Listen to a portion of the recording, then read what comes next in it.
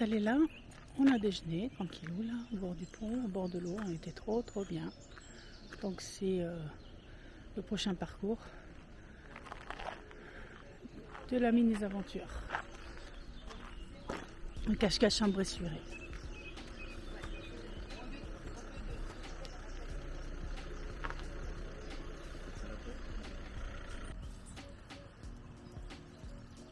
On est bien là. Hein? On est bien là. Ouais, C'est sympa.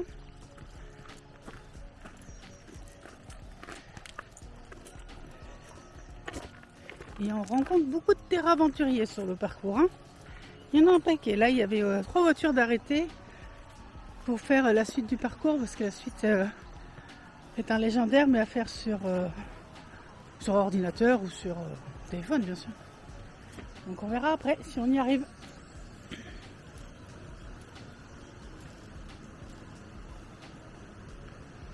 c'est joli, hein? C'est beau, hein? Ah ouais. Tu as écrasé la maison des taupes. Ouais, j'ai pas tout fait, hein. J'ai pas où il fallait.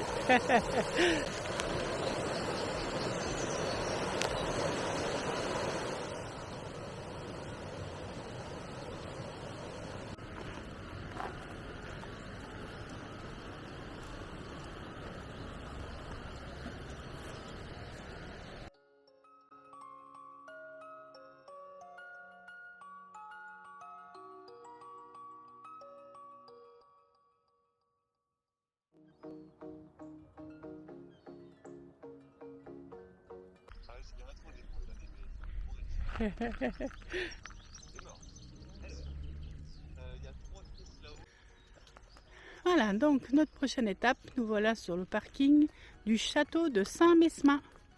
Donc grand parking, hein, aucun problème pour se garer. C'est parti, on va découvrir le château.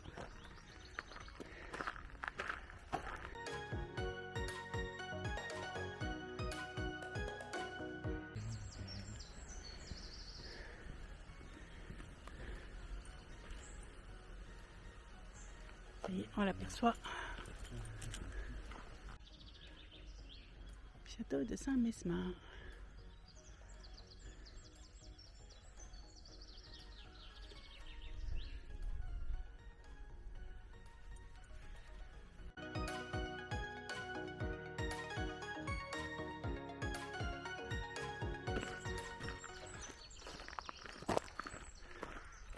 Je sais pas si on voit là, là-haut, là, l'escalier.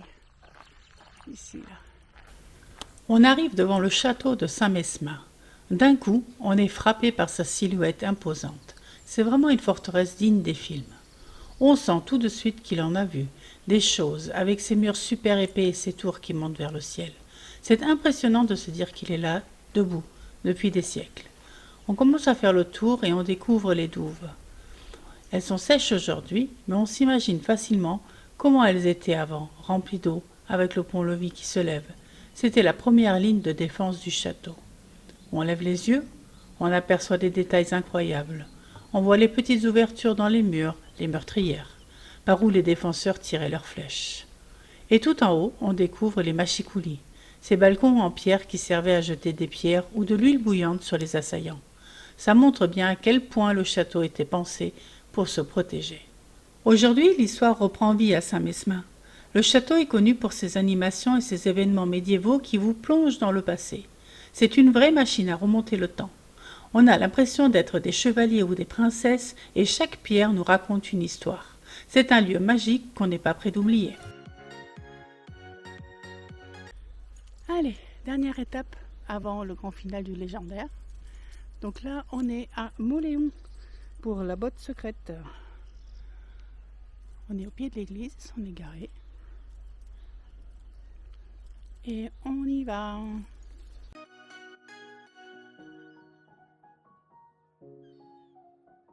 On est juste devant l'église Saint-Jouin.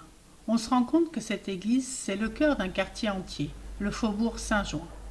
On apprend que tout a commencé ici au XIIe siècle avec un prieuré. L'église qu'on voit aujourd'hui a été reconstruite bien plus tard, et c'est fou de penser à toutes les histoires dont elle a été témoin. On entre à l'intérieur et on découvre un mélange de styles entre l'origine romane de l'église et les reconstructions en style gothique tardif. On est tout de suite émerveillé par les magnifiques vitraux qui racontent des histoires. On peut aussi explorer une magnifique chapelle gothique à l'intérieur et on y trouve même d'anciennes pierres tombales. Ça nous rappelle à quel point ce lieu est chargé d'histoire.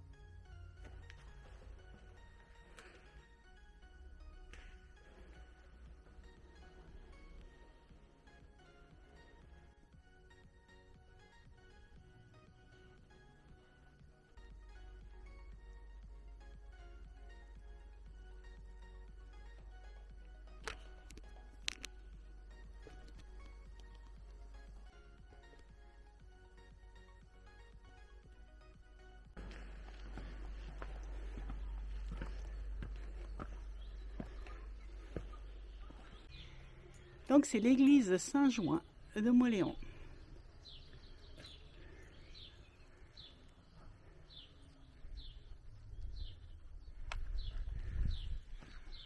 L'ancien panneau. Alors ici c'est le manoir Saint-Martin. Non, la rue du manoir. La rue Saint-Martin.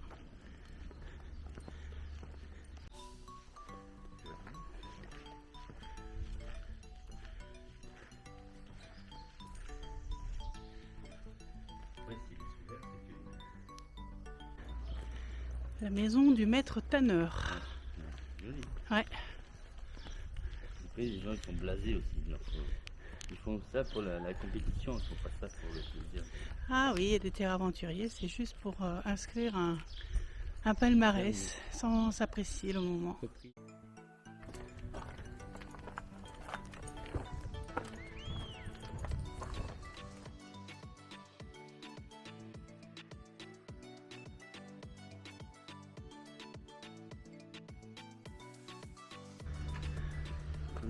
Un écusson.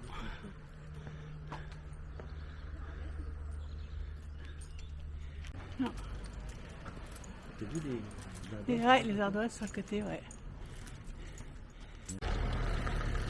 Les remparts du château. La ceinture basse des remparts du château.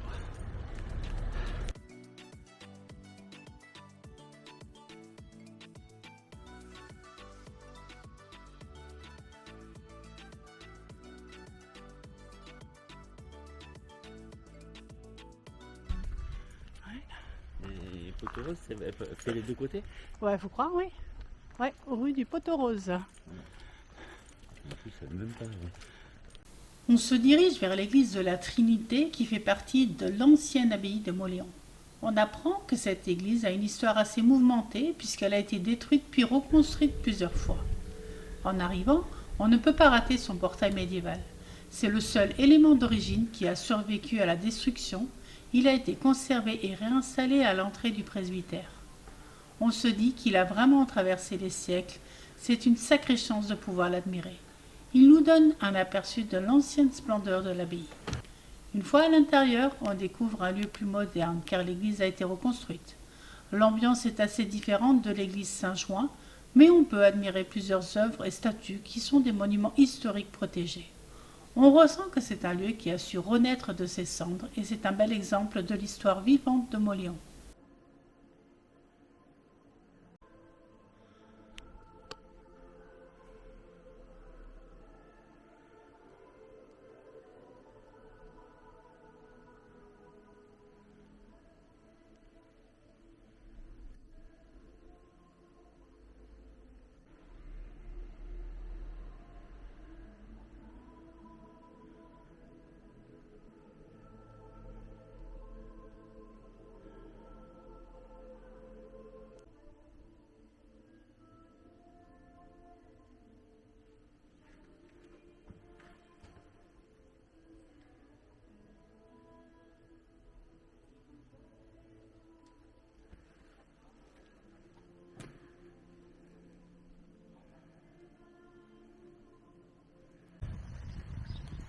Alors là, c'est l'abbaye, l'ancienne abbaye, puisque maintenant c'est l'office de tourisme, la mairie, la médiathèque.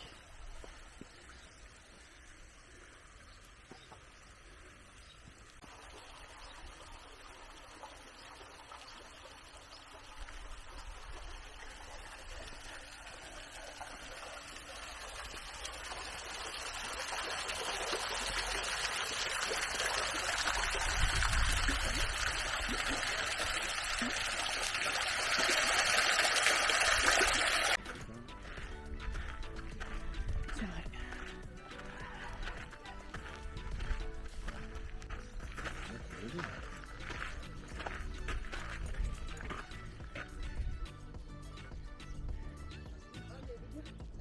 Ah ouais, je me souviens de ça. Hein? Je me souviens de ça là, ouais.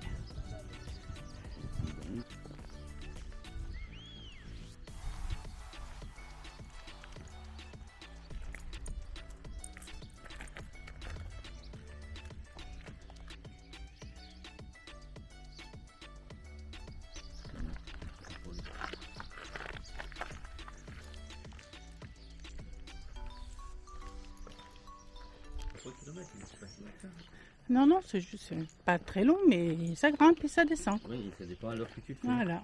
Quand tu fais chaud comme ça, Ouais, c'est ça, faut voir, mais c'est pas. Franchement.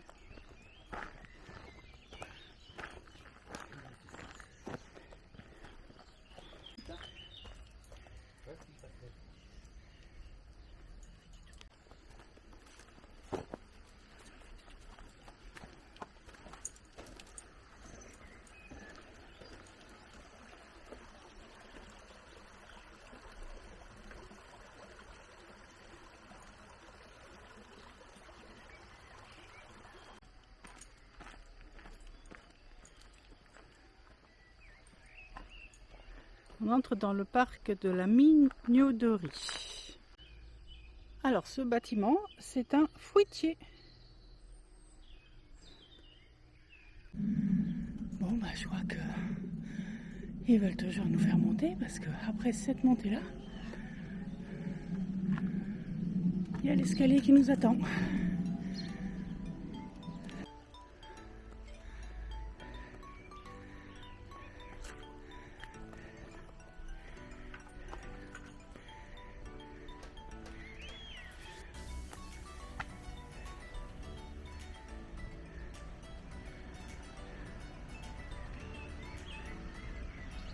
C'est du délire, mais pas mieux.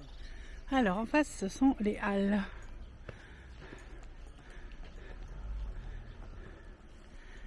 Et sur la gauche, la porte. Alors, je ne sais pas encore de quoi. On va peut-être la prendre sur le panneau.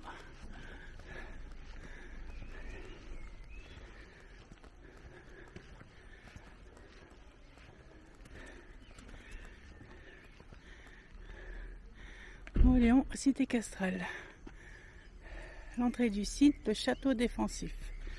Voilà, donc l'entrée du château défensif. Allez, on pénètre dans le château.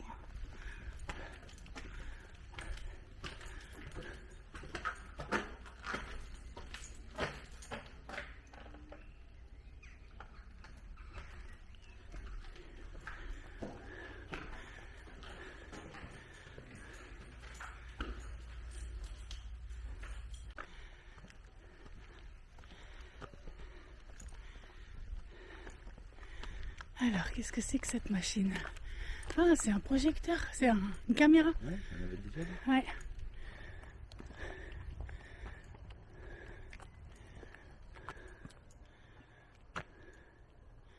Hommage à Auguste Billot.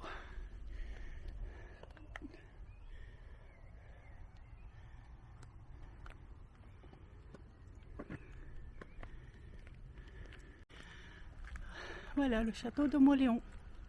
Tout le reste ne sont que des remparts. On appelle ça toujours un château, mais non. Le château est là. Modeste demeure. Enfin, modeste. Entre guillemets, bien sûr. Hein. Un beau tilleul, là. Oui. Voilà. Les croix de la colline de Château-Gaillard.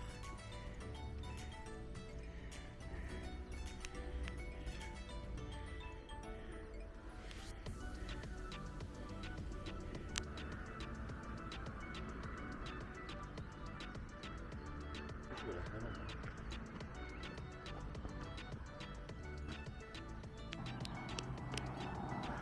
Des biguettes. Ah ouais, il y en a plein des petites Ouais, dans t'as vu, l'herbe bien. là. Ouais. Eh, c'est mignon.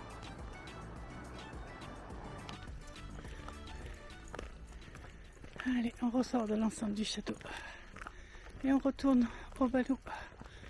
On sort des griffons d'or. On ressort de Gryffondor.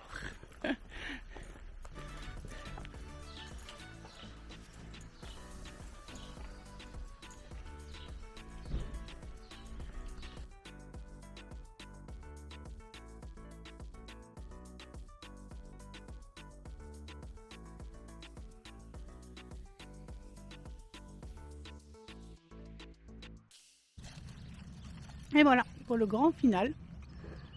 Donc spoiler alerte pour ceux qui ne veulent pas savoir où c'est. Coupez la vidéo ici. Allez, je vous laisse un peu de temps pour la couper.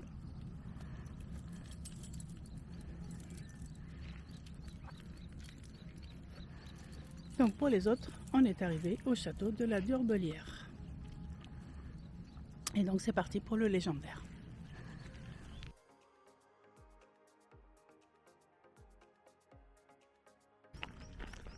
C'est bon, alors.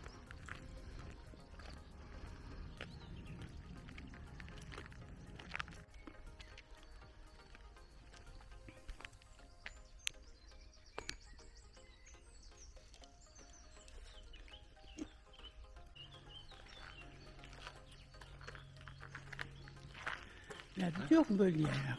Hein? La Durbelière. Ah bah dis donc, c'est beau, hein? Pardon. Voilà.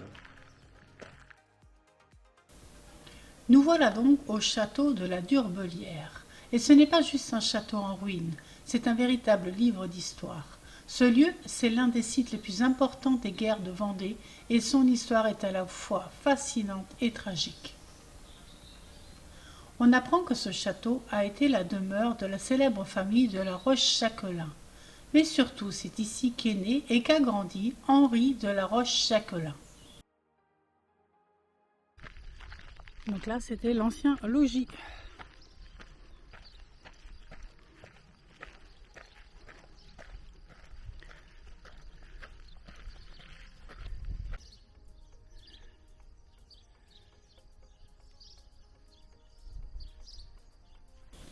Il a un destin incroyable, car il est devenu l'un des plus jeunes et des plus célèbres généraux de l'armée vendéenne pendant la Révolution française. C'est l'une des figures marquantes de cette période, et c'est fou de se dire qu'il a vécu entre ces murs. Malheureusement, le château n'a pas survécu à la guerre. En 1794, il a été délibérément brûlé par les troupes républicaines des colonnes infernales. C'est pour ça qu'aujourd'hui, on ne voit plus que des ruines. Elles sont le témoignage de cette violence et de cette destruction. C'est émouvant de se retrouver face à ces murs en pierre qui ont tout vu. Le château de la Durbelière est bien plus qu'une ruine. C'est un symbole fort de l'histoire du bocage vendéen.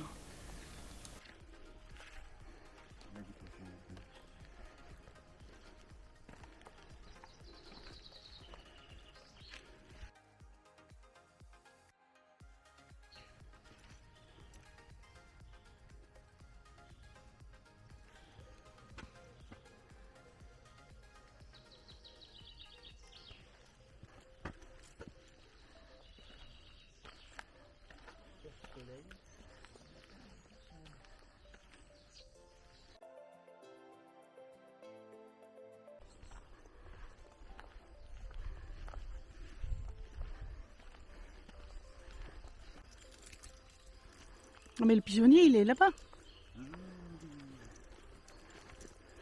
Toi, t'as rien, Sébastien? Non. Ça y est.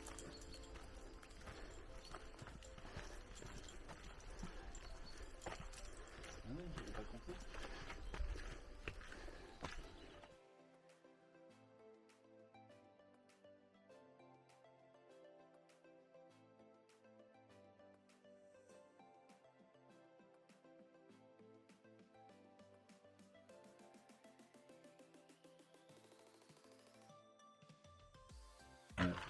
Cet arbre, il est vraiment tortueux, comme on dit. Hein.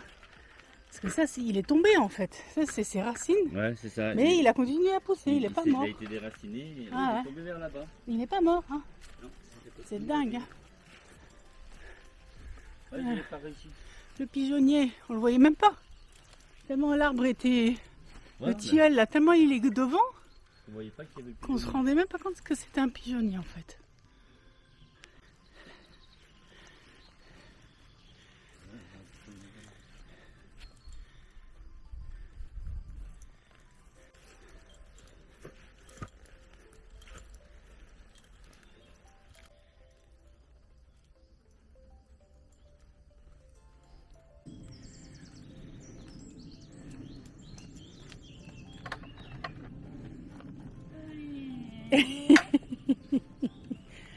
Merci monsieur.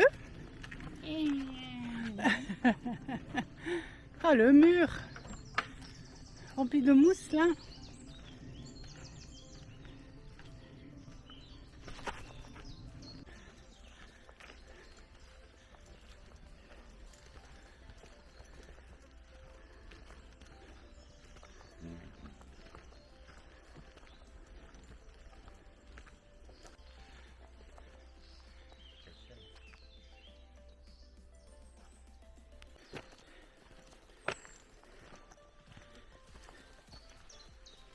Juste abattage d'armes.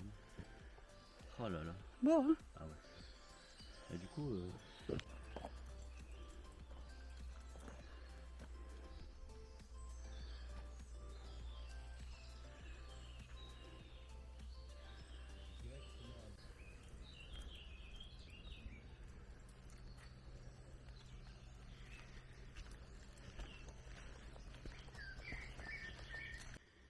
là ils sont au bout. Hein.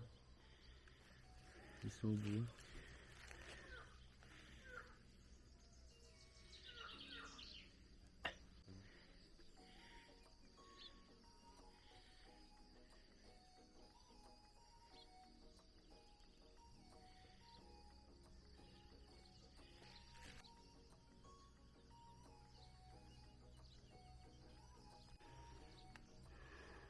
C'est un four qui a pris place dans l'ancien pigeonnier.